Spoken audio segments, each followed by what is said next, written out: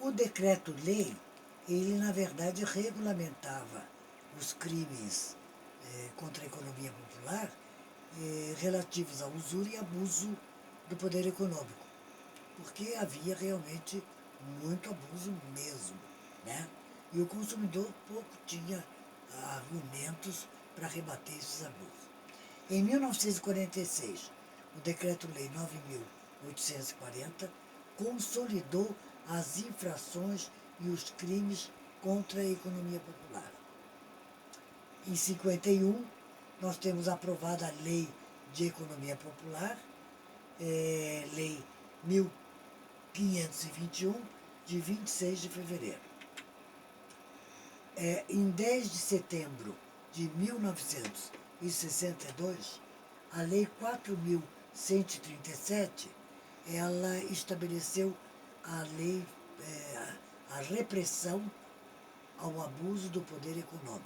Então começa a haver um controle maior sobre a questão da exploração, né, do vendedor, do fornecedor, aquele que está colocando os bens à venda, e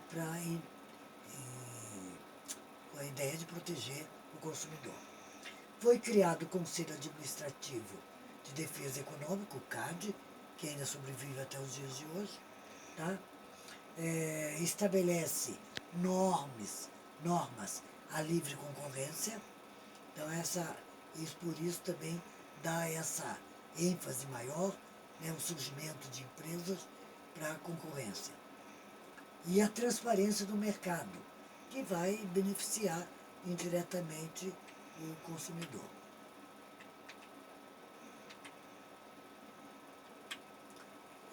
Em 1962 ainda, nós temos a Lei Delegada número 4, de 26 de setembro, que vai assegurar a livre distribuição de produtos necessários ao consumo da população. Então, são seções de leis que vão mostrando a evolução de como caminhou, né, a ideia de proteção ao direito do consumidor.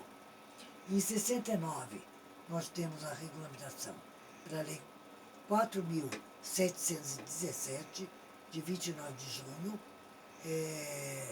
que regulamenta o movimento da ação popular, né, com o objetivo de nulificar atos lesivos ao patrimônio público e tal, e promovendo um movimento a possibilidade de existir uma ação popular que realmente defenda os interesses do consumidor.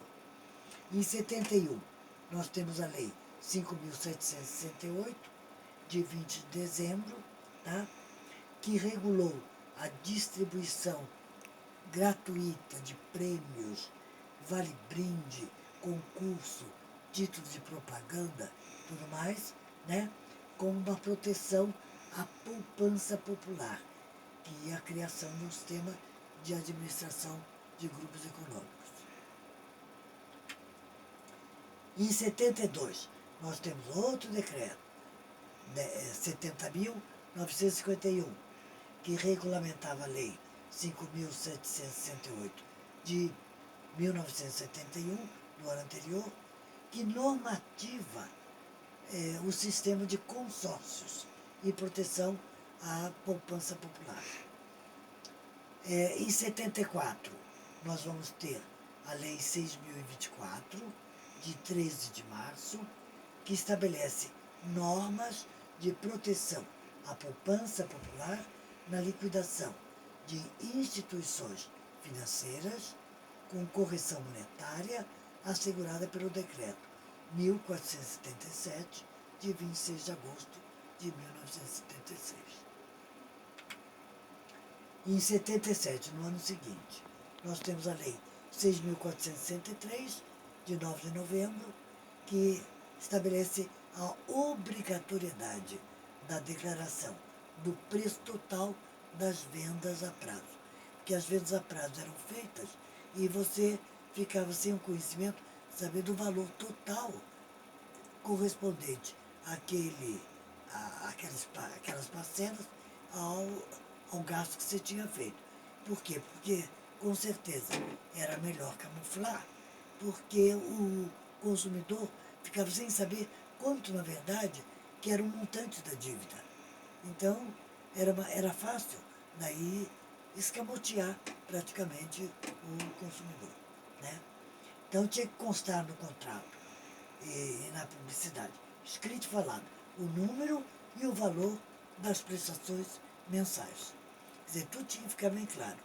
Mas demorou muito para que isso realmente fosse seguido, a regra fosse seguido ali em cima. A partir de 1980, inúmeros diplomas legais buscam de forma direta ou indiretamente a proteção ao consumidor. Nós temos 74, em 84, perdão, a Lei 7.244, que cria o juizado de pequenas causas estaduais. Então, cada estado começa a criar esse juizado de pequenas causas.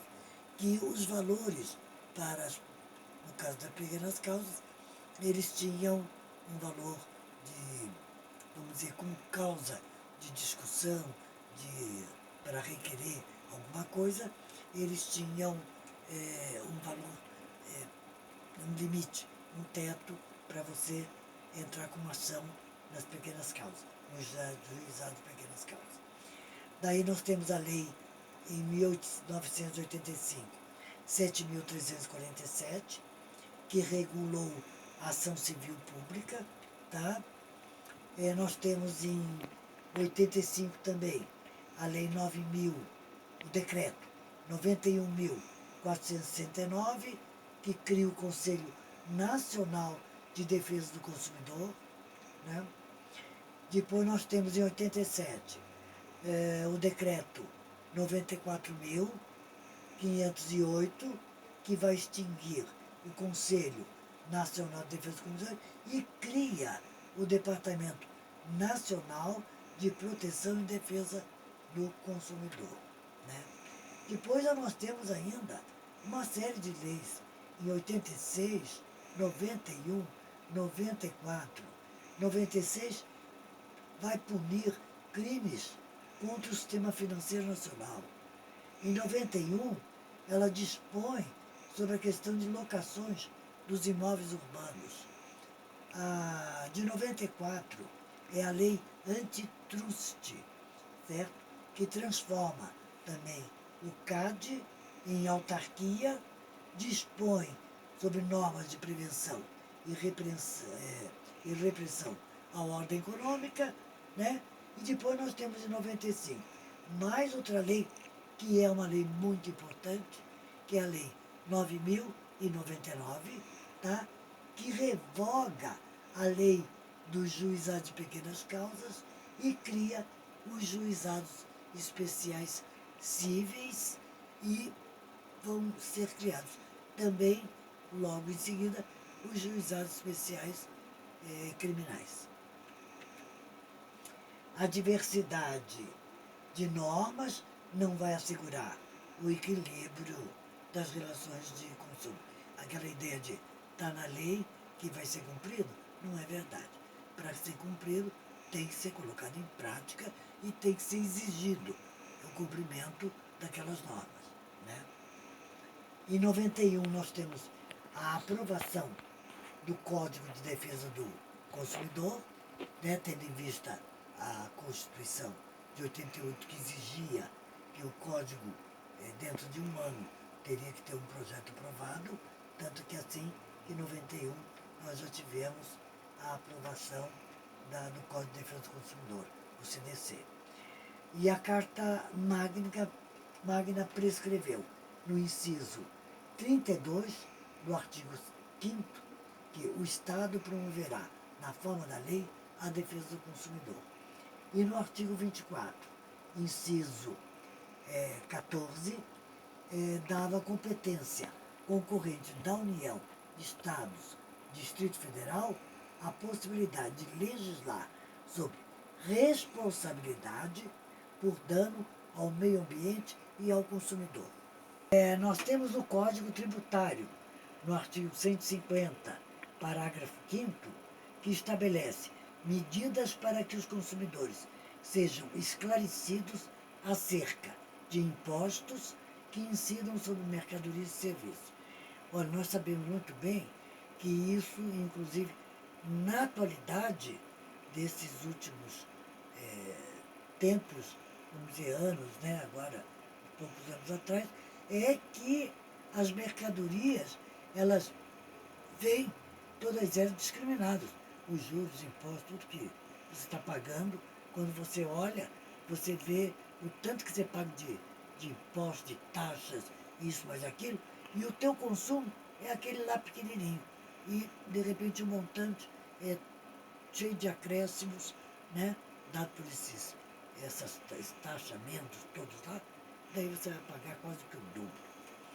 No artigo 170, né, do Código Tributário, aliás, minto, no artigo 170, inciso 5º da Constituição Federal, de 88, ele define princípios gerais da atividade econômica, garante a livre iniciativa, a liberdade de imprensa, assegura, entre os princípios da atividade econômica, a defesa do consumidor e do meio ambiente.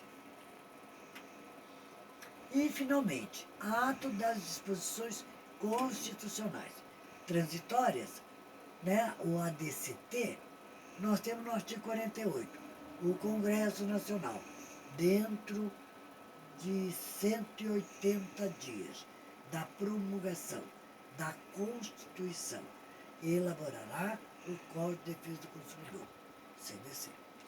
Em 11 de setembro de 1990, foi sancionada a Lei 8.078, CDC, que é do Código do Consumidor, com 119 artigos, dividido em 6 títulos, assegurando direitos básicos do consumidor e a política nacional de relações de consumo. Certo?